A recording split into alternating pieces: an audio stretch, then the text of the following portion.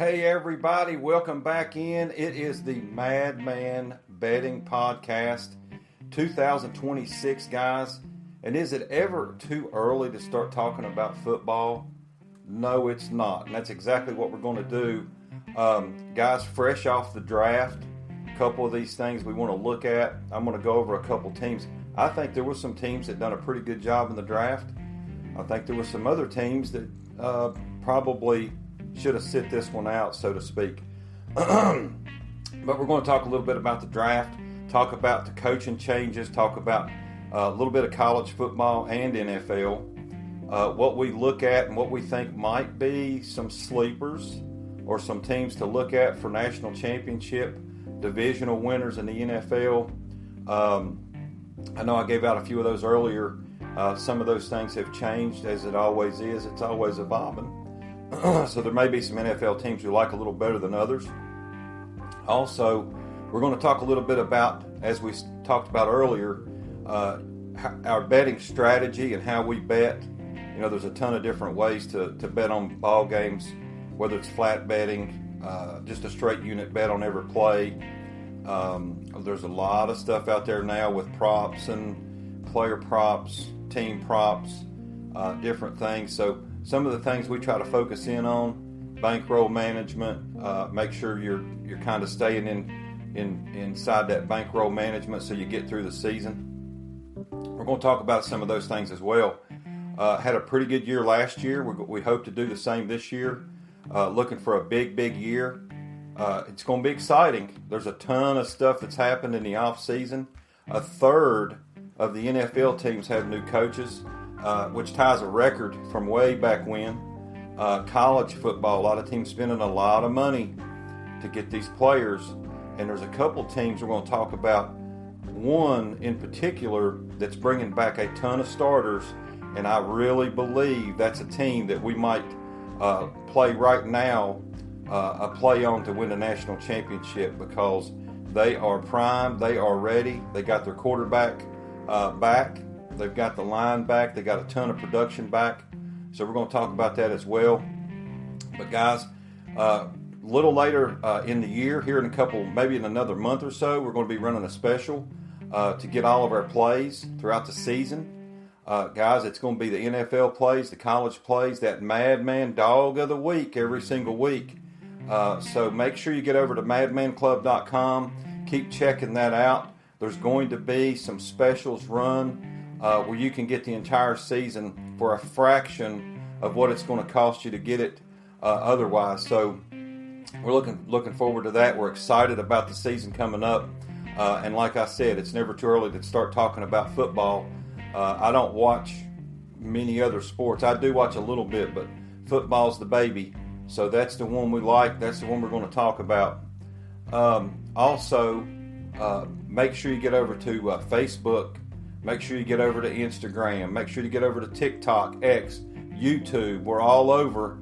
You can follow us anywhere. Also, over on the platform for podcast. Every time one comes out, you'll get it off the podcast platform. But guys, you can follow us everywhere. Make sure you smash that follow button. Tell your friends to check out the Madman, and make sure that you get over to all those social media sites and just follow the Madman. We're going to have a big year this year, so let's get ready. Draft, guys. I do think that the Cleveland Browns done a pretty good job, considering the fact that that's one of the places you've got a new coach. Todd Monken takes over. He comes in. They went out and they've got the players that they need.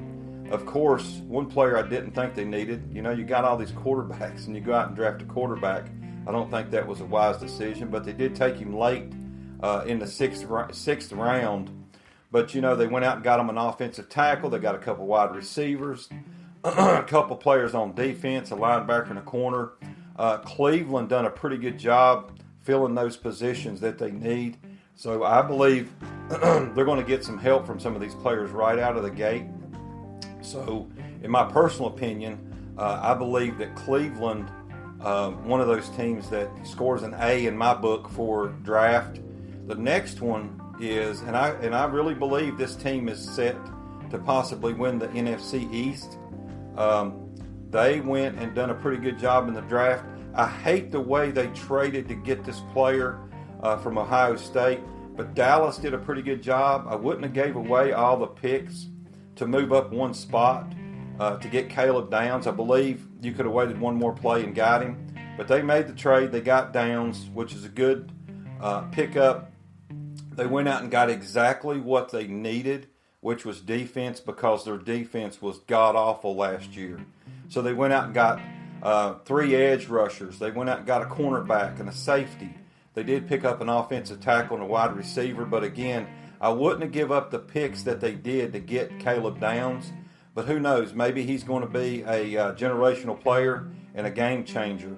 But overall, I give them an A. I think the Dallas Cowboys went out, got players that they needed to help that defense. If the defense can get the job done, I really believe that the Dallas Cowboys can actually win the NFC East in 2026. Another one that done well, of course, you had the number 1 pick in the draft, the Raiders.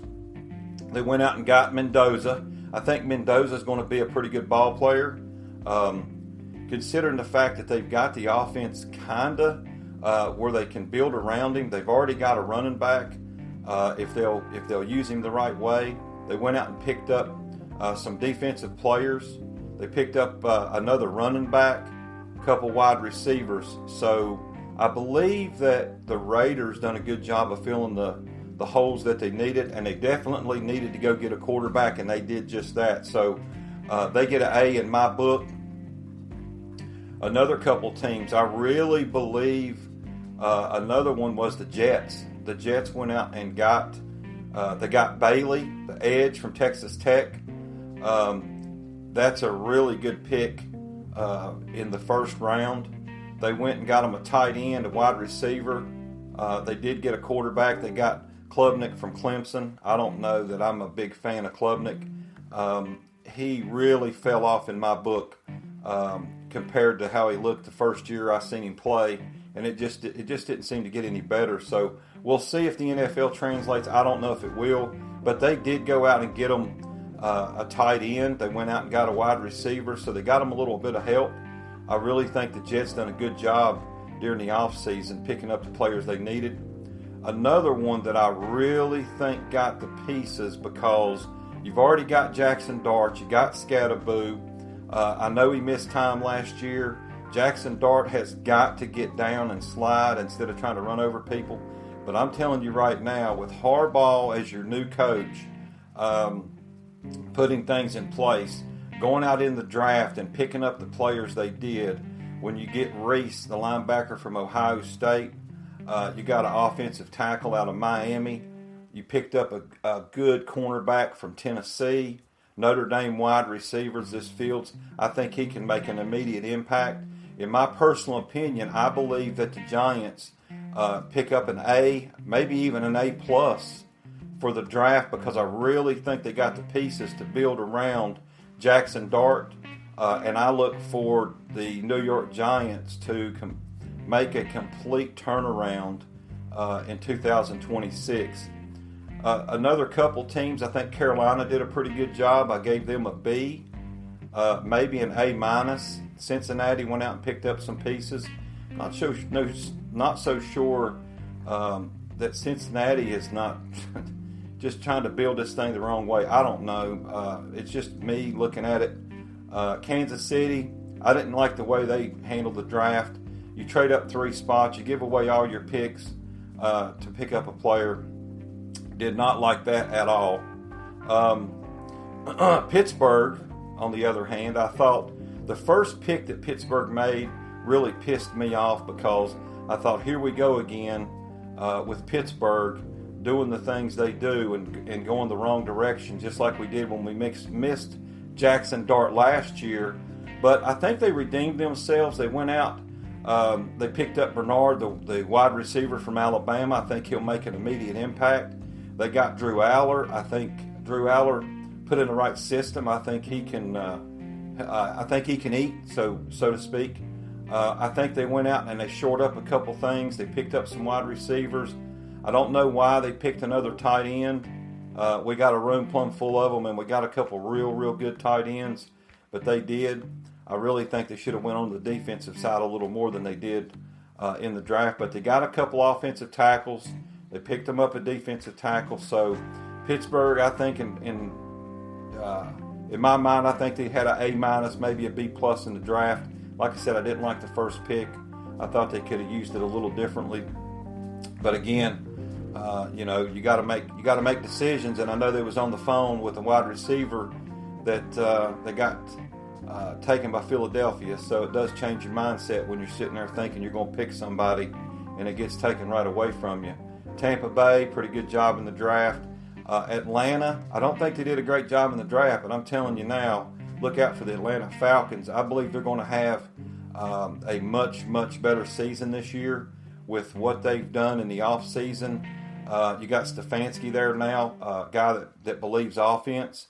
So I think that Atlanta is going to be a tough out for anybody that plays them. They already have a pretty good defense. So look for Atlanta to do some pretty big things this year in the NFL. Tennessee, a lot of people did not give Tennessee a real good grade in the draft. I think they went out and got a couple pretty good players. You went out and got Cardell Tate from Ohio State. I think he's going to make a big impact almost immediately. You picked up an edge rusher and a linebacker. You got a running back out of Penn State. So I think they did a pretty good job. I had them at a B because I think they did pick up some positions that they needed. I think they got a couple things that's going to help Cam Ward. So you've already got a couple receivers.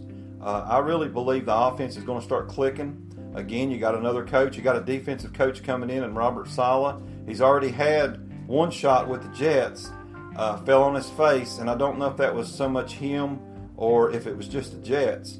I really believe you learn a lot that first go-round. I think that Robert Saleh will build around him with a coaching staff that will get the job done, and I believe the offense is going to click. I think he'll make the defense as stout as anybody in the NFL. I don't know that Tennessee can win that division, but I believe they're going to fight their way to the very end and at least have a shot against Jacksonville and Indianapolis. Not a whole lot of other teams that I think did real well in the draft. But again, this draft, in my opinion, didn't have a ton of players. I believe that next year is going to be probably one of the best drafts we've had in years just because there's so many players. And again, it goes back to NIL. We've talked about this. I have talked about it from day one with these players, the NIL, and it being just an open smorgasbord of whatever the players want, they're going to get. They're staying. They're getting $4, $5, $6 million. And again, this changes everything. It's not just, money, but the players are staying in college. They're not coming out as they normally would. So they're staying an extra year, an extra 2 years. So now your NFL draft, when you look at these players, they're coming out, they're 22, 23, 24 years old. And I believe that's going to continue. That's a trend that's not going to stop until they put some type of regulation or cap or something on the way these players are getting paid. You're going to continue to see these players staying in school. And why wouldn't you? Which I've said from the beginning. You stay in school, you're a graduate, you hang out, you play football, you play 12 games a year, you go to the playoffs, maybe you end up playing 14 games a year, who knows? You're getting $6 million. You're not dealing with all the PR that has to be done in the NFL. You're not playing 17 games a year, possibly 20, 21 games a year. So there's a lot less on you as a college football player, and especially if you're a superstar getting $6 or $7 million, why wouldn't you go back to school? And a lot of these players have done just that. So now you have players like next year, a list of quarterbacks that'll be coming out is just, it's long. And there's good quarterbacks that stayed that are going to be coming out in the 2027 draft, which makes that draft, in my personal opinion, probably one of the best you're going to see, along with other players, skilled position players that have stayed, that are getting that money, getting that $5, $6, $7 million. So you're going to see a lot more wide receivers and a lot more quarterbacks next year, good players for that first and second and even into that third round 2027 draft. But guys, I am excited, man. This NFL season is going to be wild. It's going to be fun. I really believe the coaching changes with Harbaugh going to New York. You got Kevin Stefanski going to Atlanta. And what I like more than anything is that I think Harbaugh fits that job in New York. I think he's going to make them a better football team. I think Stefanski fits that offensive scheme in Atlanta. So I really think he's going to make an immediate impact. Kubiak in with the Raiders, I think he's going to make immediate strides. And also with the players they went out and got in the draft, I just think that Kubiak's a heck of a coach, and I think he'll do the job with the Raiders and keep them in the hunt late in the season and finally start seeing them get to a 7, 8, 9, 10 win season instead of losing every year. McCarthy in Pittsburgh, another one. I'm not a huge fan of McCarthy because, in my personal opinion, there's so many years where he was 8 and 8, 9 and 7, but he is a pretty good football coach. Pittsburgh went out and got him. He's a Pittsburgh guy. I think he fits as long as he will build the team around and the coaches around himself to do the job. I don't like the fact that I feel like he's going to be calling plays. I wish he would turn it over to an offensive coordinator and let the offense do its thing, let the defense do its thing. Be a head coach. Don't try to be both a head coach and an offensive coordinator. But I look for Pittsburgh to have a pretty good season as well, and they went out and got some pieces in the offseason that's really going to help them. Picking up Michael Pittman from Indy, couple pieces in the draft. Pittsburgh's going to be set. The only problem is you don't know whether Aaron Rodgers is coming back. You got 3 other quarterbacks on the roster now with Aller from Penn State. You got Mason Rudolph, got Will Howard. Start getting those guys ready, and let's be prepared. And if they can do just that, Pittsburgh could have a pretty good season this year. With Jeff Haley in Miami, I know everybody loved Daniels, but I'm telling you, it's a flash in the pan, man. When you start coming out with these flashy offenses, people start figuring you out. And again, that begins to slow the process of you becoming a good football team, because once that offense slows down and you can't stop anybody, here we go. You're winning 5, 6, 7 ball games a year. So now it looks like Miami's going to turn in a different direction. We'll see how he does. Baltimore with Mentor, we'll see how that goes. Joe Brady, he's been the guy calling the offense for the Bills for a long time. He's now your head coach. I think he'll make an immediate impact. I spoke about Robert Saleh, Todd Monken in Cleveland. So, guys, ton of coaching changes, but I think the coaches that moved or was hired with these teams, I really believe they fit that team very well. Like Robert Saleh, I think he fits in Tennessee. I think they're going to build a defense.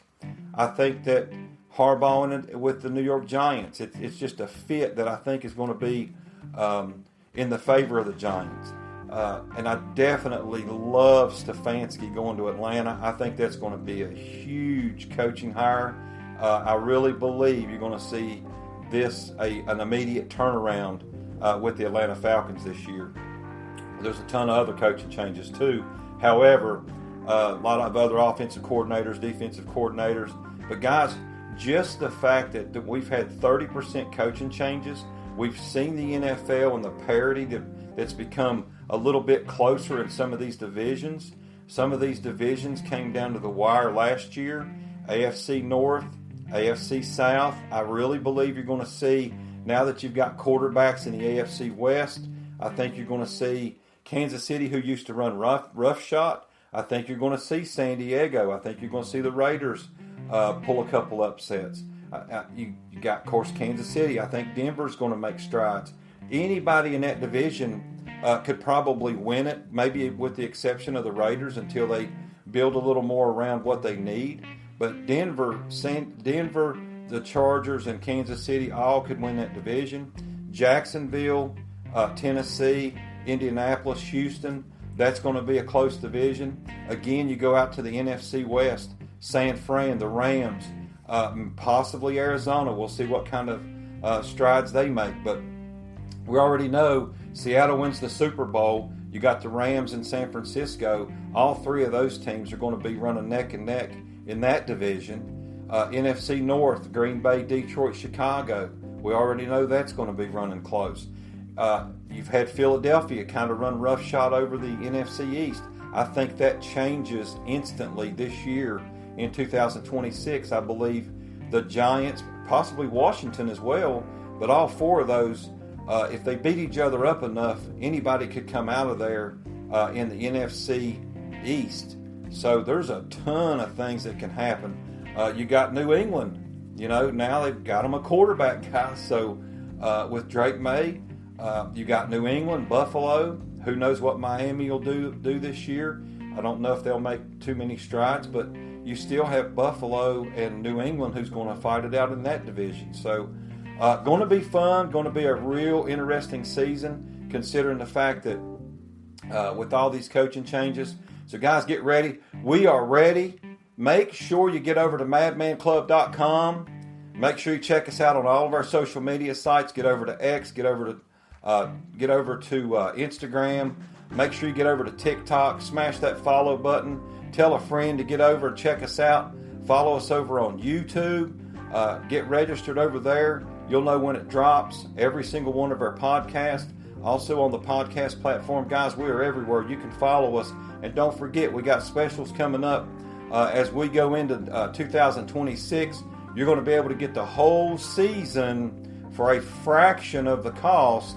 And we're going to go through the season, guys, and we're going to try to duplicate what we did last year. We're going to have a big unit season. So get ready. The Madman's ready. We're taking this train to the station and cashing tickets.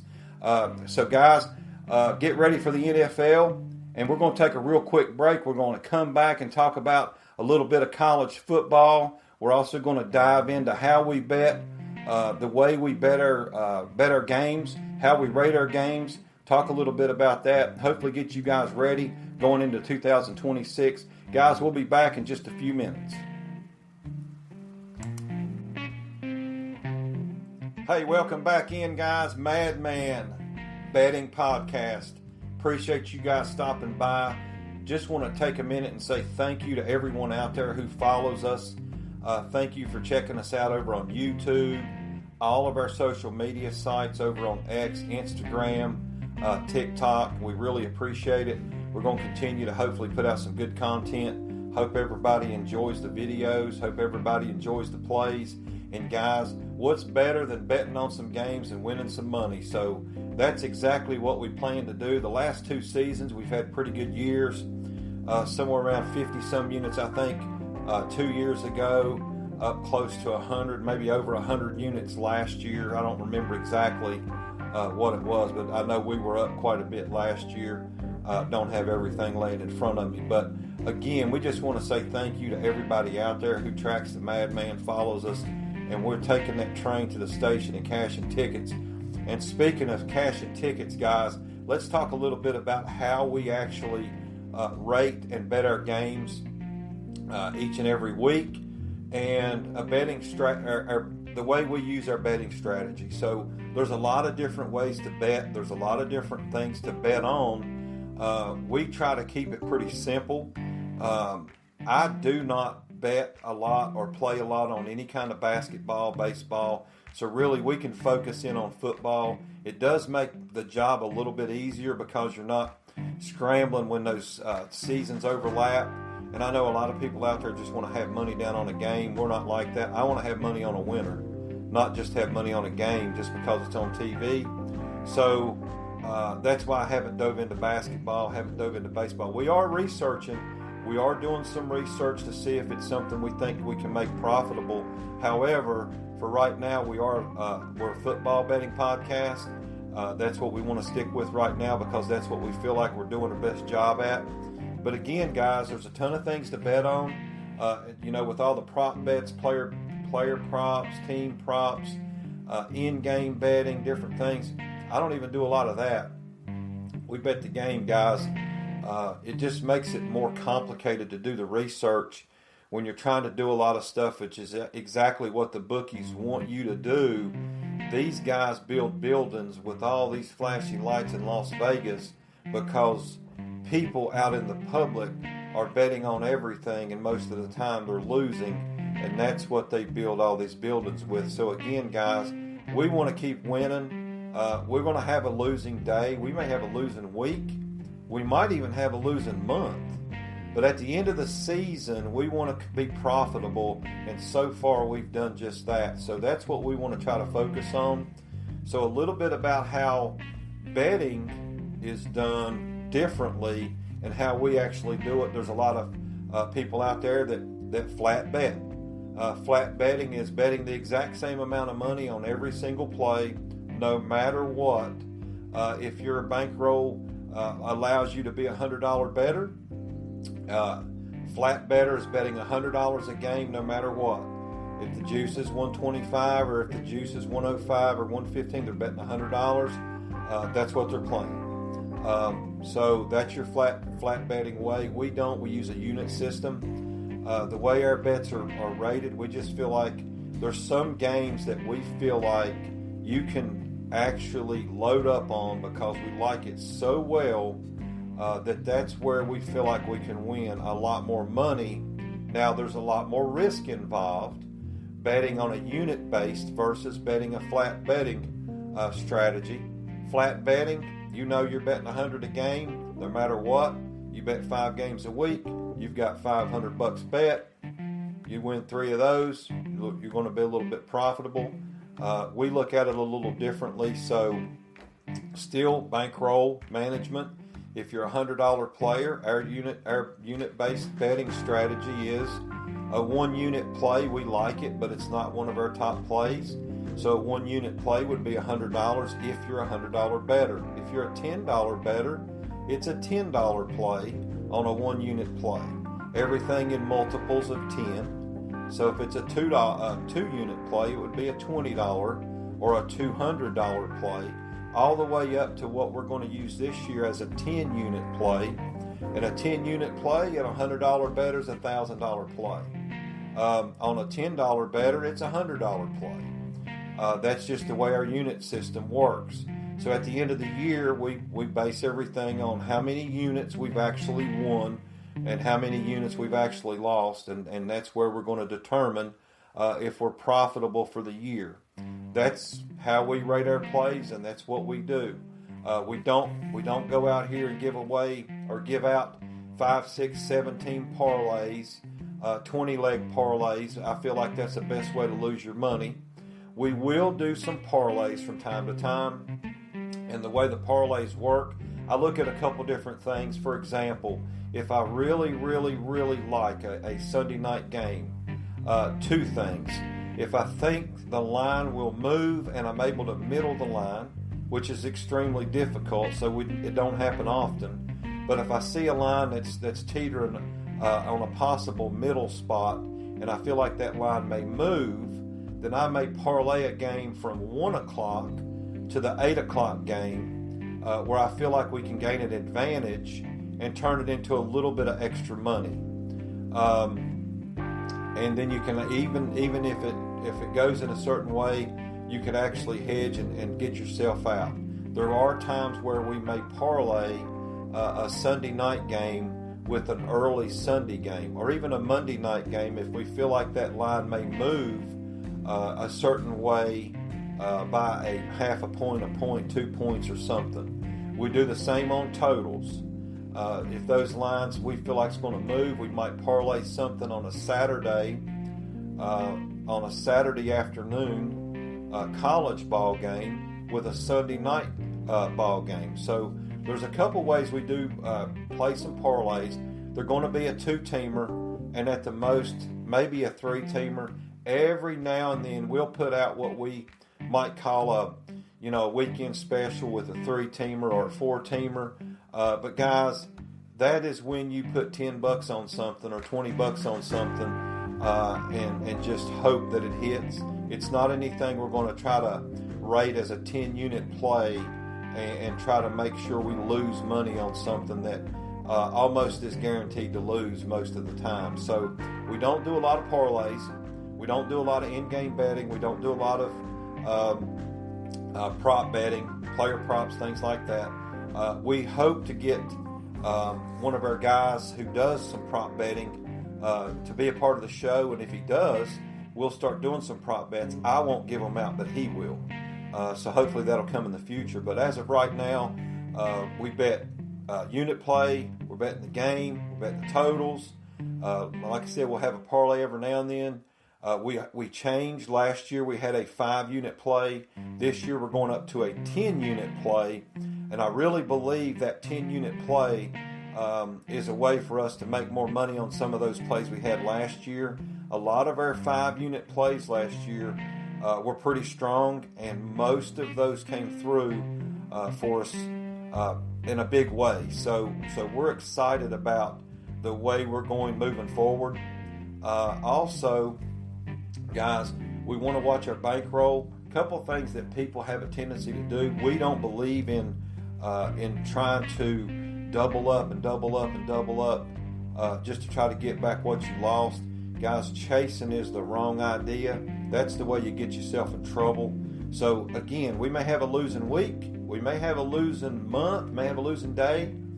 At the end of the year, we want to be profitable. If you're up 10 units at the end of the year and you made it through the entire season, and you're up and you're a winner, guys, that's a whole lot better than losing, I promise you. And it's a good feeling to know you can get through the football season and not have to pay the bookie at the end of the year. So that's always a good feeling. We don't chase. We don't give out a 10-unit play to help recover a 5-unit play. We don't give out 3 or 4 unit plays to try to help recover on other plays. We just want to give out what we think is a winning play.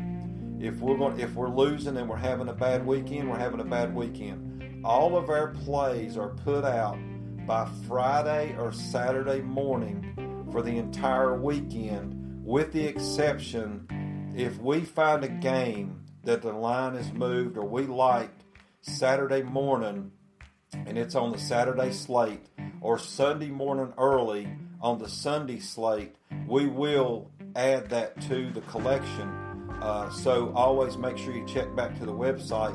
Once you get signed up and become a Madman member, you'll have access to all that information.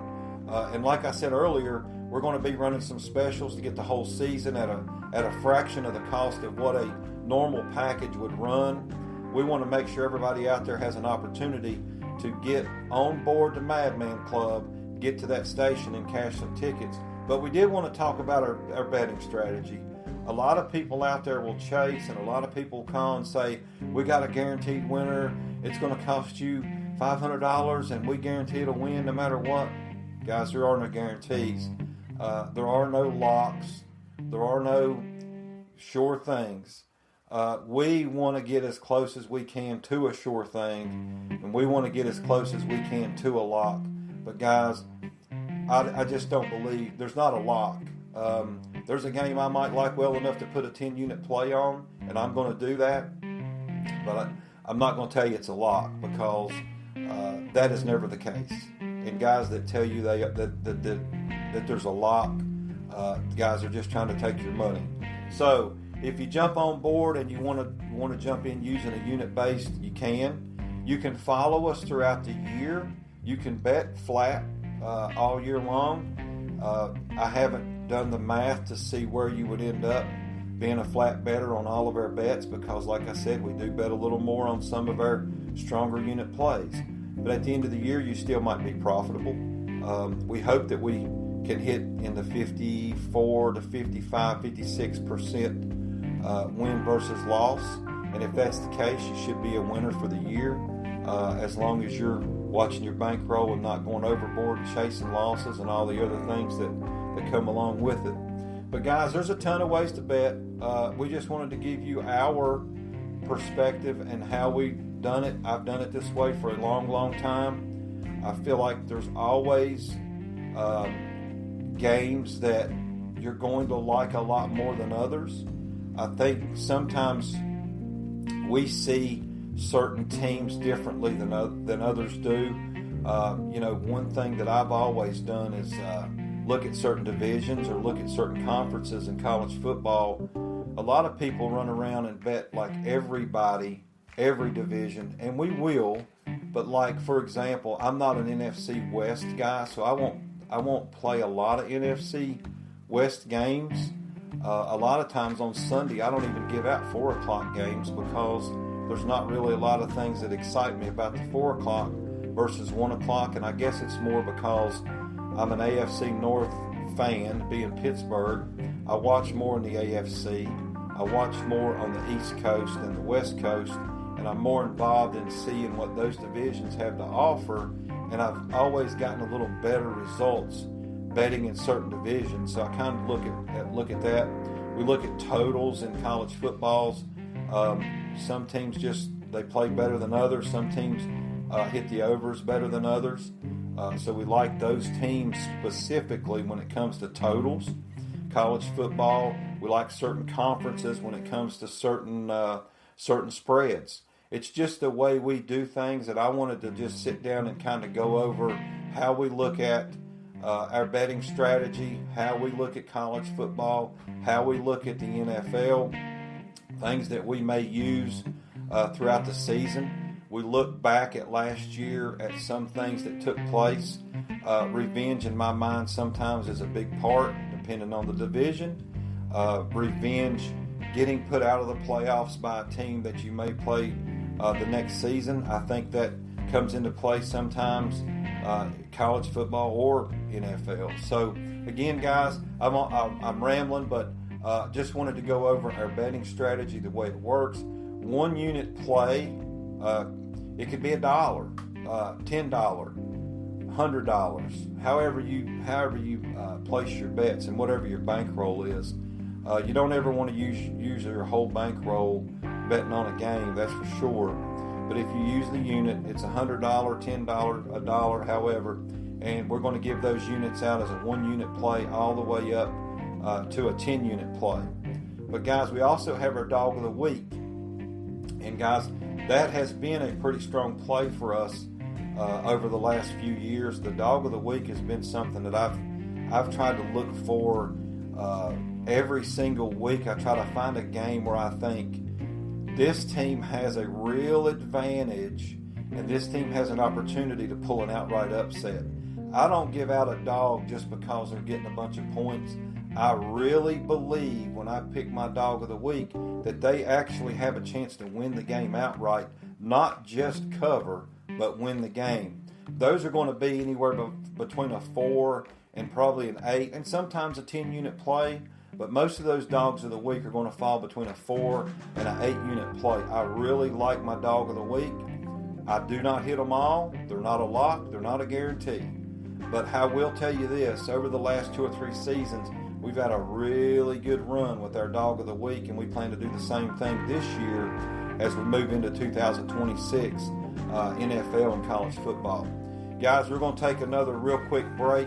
We'll be back in just a few minutes. Before we take that break, we'll let you know we're going to talk about a little college football. Before the break, guys, make sure you get over to, like I said, all of our social media sites. Check us out over on YouTube. Go over to X, Instagram. Get over to TikTok. Make sure you smash those follow buttons. Get over to the podcast platform. Get registered so you get all of our podcasts when they drop. Register over on YouTube to watch our podcast every single week. We're going to try to continue to bring you good content. And also, guys, the main thing and the main focus is to get on board this train, and let's take this train to the station and let's cash some tickets, because that's what it's all about, guys, at the end of the day. Guys, we'll be back in just a couple minutes. Hey everybody, welcome back in the Madman Betting Podcast. And guys, we can't wait. 2026 football season, like I said earlier, it is never too early to start talking about football, especially when you don't watch baseball. So guys, it is going to be exciting. NFL, as we mentioned, 30% new coaches, interesting. A lot of players, some signings, trades, different things. The draft just happened. A lot of teams going to be heading in different directions. Can't wait. Going to be fun. Talked about a little bit about our betting strategies, guys. You can always message us too. Get over to our our madmanclub.com website. You can reach out if you got any questions. Speaking of that, make sure you do get over to madmanclub.com. Keep a check. We're going to be running some specials. You're going to get the full season college football plays, NFL plays, Madman Dog of the Week. We're going to run a special where you'll get all those plays all year long at a fraction of the cost. So make sure you check that out. Get over to all of our social media sites. Get over to X, Instagram. Get over to our Facebook page. Get over to TikTok. Make sure you get over to the podcast platform. Get over to YouTube. Get registered on that site where you can see our podcast every week. We'll try to keep putting out some pretty good content and also giving out some plays, taking this train to the station and cashing some tickets. But guys, just make sure you smash that follow button. Tell a friend to get over. Check us out. Guys, we just want to keep giving you winners, and that's exactly what we plan on doing. Let's dive into a little bit of college football. We talked NFL. We talked about some betting strategies. But guys, college football, you talk about fun. It is going to be a fun year just because there's so many sleepers that I believe have an opportunity to really make some heads spin this year. For example, and I'm going to start with one pretty close to where I live, and that's West Virginia. Rich Rod has overturned that roster 2 years in a row, brought in a ton of talent. You've got a guy coming in, quarterback from Jacksonville State, where he was at 3 years ago. So get ready to see this offense that he was running in Jacksonville State. Get ready for Rich Rod in West Virginia to start running that same thing in the Big 12. I really believe West Virginia is a sleeper. Pay attention, guys. As West Virginia, they line up and they run the football, and they run it a lot this year. So they are definitely a sleeper. California is a team that might turn some heads this year. They've got a ton of players that have made some impacts, and I think California could be very interesting. So, and I know I mentioned in a couple teams, these are not normally the teams you see in these top 25s. So that just keep an eye out and keep an eye on California and West Virginia. Another team is South Carolina. Shane Beamer seems like he adds some players. As they lose players every year, it seems like he churns that portal. He picks up some players, keeps them at least winning. You've got a ton of talent back in South Carolina, along with Lenore Sellers. You know, I talked earlier about players staying in school. He's one of them, staying in South Carolina. You got a ton of weapons back. You've got some defensive starters that were young that is going to help that defense this year. Look for South Carolina to turn heads in the SEC. Another one, Houston Cougars. They've done a good job of doing some things, picking up some players. They've got a heck of a coach with Fritz, so I think they're going to make some headway as well. UCF, guys, UCF always seems to find some players. They've done it for a long time now, so I believe that UCF will make some headway. Michigan, of course, guys, they were in the mix last year. Kentucky, who was down, look for them. They went out and got them a good coach. They brought in the offensive coordinator out of Oregon. So Kentucky might turn some heads in the SEC. SMU, UCLA, another couple teams that might do some damage. It's going to be interesting, guys. There's a ton of turnover. There's a ton of players. They're playing a year. They're leaving. They're getting in the portal. They're going to some other teams. It's going to continue to happen. They're starting to pay these guys big money. So it's going to be fun. It's going to be interesting to watch how college football shakes out this year and who ends up in this playoff. Guys, coaching changes. That's another big thing that happened last year. There was a ton of coaching changes, and I think these coaching changes will make a big difference in what you see on the field product-wise with some of these teams. For example, the first two I'll talk about, and I think these are two big-time sleepers. James Franklin, and the guys, I call him Big Game James for a reason. It seems like he always finds a way to lose those big games whenever he gets in them, but it seems like he always finds a way to have 10, 11 wins every year. It's just that he can't get over the hump.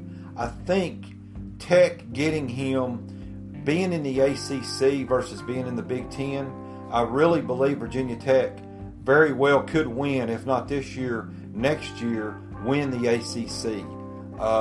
I just think, we talk about Big Game James. Well, I think that, the pressure in that Big Ten versus the ACC, I think you have a better shot of winning that game that you don't have in the Big Ten. I think you'll see an immediate impact with James Franklin being at Virginia Tech. Another one is Lane Kiffin, LSU. I think that's going to make an immediate impact with LSU. They went out and they spent a bunch of money. I want to say between $30-40 million on getting their roster built. They've spent a ton of money. So look for LSU and Lane Kiffin to continue to do what Lane Kiffin does, guys, and that's score points. We'll see how the defense works, but he had the defense playing well at Ole Miss. The later he was there as they begin to build on the defensive side. But look for them to score a bunch of points. They're going to have a ton of talent, and they're going to score. But can they stop anybody? That's the bigger question. Penn State taking over for Big Game James, Matt Campbell. He's done it every year at Iowa State. He's always been in the hunt at Iowa State. And guys, they're not getting a ton of talent at Iowa State, but they always seem to find a way to be in the mix when it gets to the end of the season. Look for him to do big things at Penn State. I think he's a hell of a football coach, and I think he'll do a great job when he gets there. Michigan. Guys, if you've never watched Utah play football, and Kyle Whittingham, who's been out there forever, Michigan is about to be one of those teams which is very, very, very stingy and hard hitting on the defensive side of football. Not that they weren't, but it's about to get a little bit better, because if you've ever watched Utah play, you know how their defense plays, and that's what Kyle Whittingham brings to Michigan, is that defensive mindset, hard-nosed, hard-hitting football. So get ready. That's what Michigan's going to get. I spoke about Virginia Tech. I think they're going to make jumps immediately. They've already went out and flipped some players. I think you'll see Virginia Tech immediately turn around and become a winning football team this year. And like I said, if not this year, but next, have a shot at winning the ACC. UCLA, Bob Chesney, he's going to make a difference in UCLA. Auburn, Alex Golesh. Guys, y'all know I like this guy. He takes over. He was at South Florida. He had them on the map. He played good football. They had a really, really good season. So, guys, I believe he brings a good mentality to Auburn. I think he'll do a great job for them. And I think Auburn, in the next year or two, you'll start to see Auburn start to make headway in that SEC, which they haven't done in a few years with the coaches that they've had, including Freeze, who Golesh takes over for. North Texas, Neil Brown goes down from West Virginia. North Texas has been a really good football team for the last few years, but now it's a mass exodus. I don't know if he can do much with them in the first year, but I think he'll get North Texas back on the map as they move forward. Florida, John Summerall, I really believe that's a good hire. I think Florida will continue to get better year after year after year. I think he was a good hire. Arkansas, Silverfield, out of Memphis, maybe good hire. I don't know. I haven't looked a whole lot into that one. Colorado State, Jim Mora. Jim Mora comes down from UConn. He had UConn playing pretty good ball after they were awful for years. So he may be able to turn Colorado State around. Jim Mora, comes from a family of head coaches. So look for Colorado State to make some changes, and I believe they'll get on the winning side of things over the next couple of years. Memphis hires Charlie Huff. Charlie Huff is I tell you what, if he's not nothing else, he's a player's coach. He left Marshall, and every player went with him to Southern Miss. Leaves Southern Miss and goes to Memphis, and probably going to get a ton of those players to follow him as well. So I believe, if nothing else, he's a player's coach, and I think he'll get these guys to play for him. So there's a few of your coaching changes. We've had some big coaching changes in the offseason with the LSUs, the Ole Miss, Pete Golding, that's another one. Ole Miss, Penn State, LSU, Michigan, Virginia Tech. Guys, we're going to see some fun football in 2026. Some of these teams that have been struggling for the last few years, I believe you'll see these teams make turnarounds almost instantly, because I think the coaches they've brought in, for James Franklin, out of all of them, James Franklin at Virginia Tech might be the biggest one of all, because I think he does such a great job recruiting on the out on the East Coast and at 757 area code.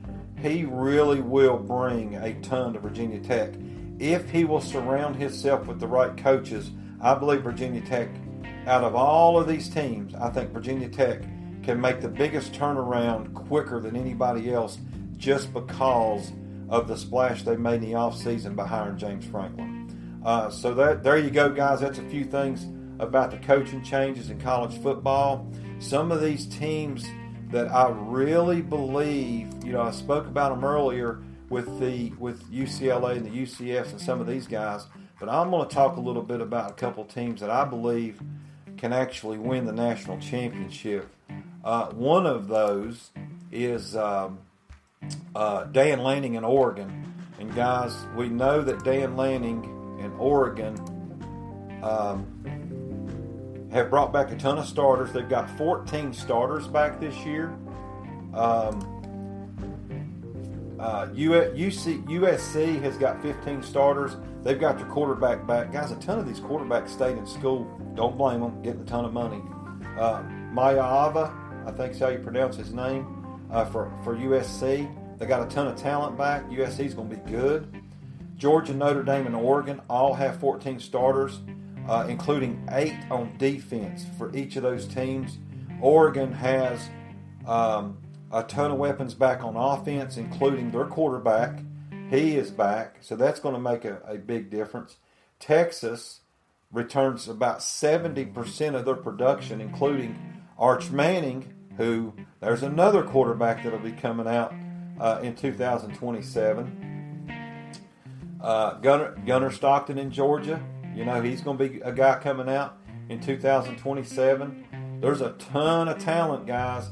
Top 10 returns, 26. Colorado, 74% of their production. Texas Tech, 68% of their production. Ole Miss, 66% of their production, all back this year. Ole Miss's quarterback, he's back. He'll be coming out in 2027. Colorado coming out in 27. Guys, it's just a ton of talent back this year. But I look for Oregon as one of those teams who I believe is going to be the sleeper to possibly win the national championship in college football. And I'm going to glance here and look. I know we talked a little bit about it earlier, but I want to look one more time. Some of the other sleepers, like SMU right now, is a team you can get at plus 700 to win the national championship. To win the ACC. I think they got a shot at winning the ACC at plus 700. If you look at the national championship, you can get Oregon right now at plus 900. I think that's a bargain, because I believe that Oregon is a real shot to win this thing. Georgia's plus 1,000. LSU plus 1,600. Might not be a bad idea to jump on the LSU bandwagon. Southern Cal plus 3,500, and maybe they can turn around, maybe not. Another team that I think people are going to sleep on, and he's continued to build a pretty good team year after year. His quarterback's also back in Mentor, and that is Oklahoma. Look for Brent Venables to have a pretty good shot at winning that Big 12, and that may get them into the playoffs, and they might make a deep run as well. They are now plus 3,500 to win the national championship. Notre Dame, of course, is going to be back in it. Ohio State, Indiana's plus 700. So, guys, there's a lot of things you can look at in the offseason. I have already got a ticket on Oregon to win the national championship. I'm not giving it out as a specific play or a rated play. I'm just telling you I really believe Oregon's got a shot. Dan Lanning's a hell of a coach. They got all those starters back, including their quarterback, a ton of weapons on offense. I think if anybody out of these top 4 or 5 teams, when you look at Ohio State, Notre Dame, Indiana, Texas, Oregon, and Georgia, I think Oregon is probably the best bargain right now for the money, because I think schedule-wise and getting to the playoffs puts them in a position where you've got to play a couple pretty hard games in the playoff to get there. But I really believe the schedule puts them in a position where they'll be ranked high enough in getting that bye, which helps them going into the playoffs. So I do have a play on Oregon to win the national championship this year. Guys, again, we've talked a lot about college football and NFL. We look forward to continuing the podcast. We're back now after the draft, hopefully putting out a podcast about once every week or so, going up to the football season. And of course, when football season starts, that podcast will be weekly. We'll be giving out our plays every week as well. Looking forward to doing maybe some shorts, some little 30-second videos that we'll post again, maybe about our betting strategy, how we rate our bets, what we like, some single games that we like that we might throw out as a free play. We'll post those on our Facebook and our TikTok page.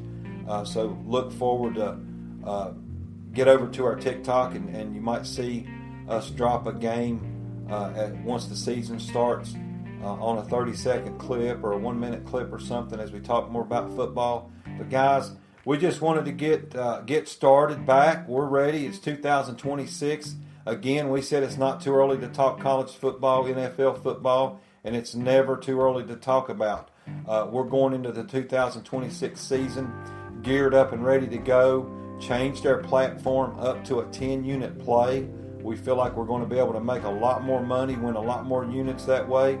Guys, it's going to be fun as we talked about all these coaching changes in college, coaching changes in the NFL, different styles of offense, different styles of defense.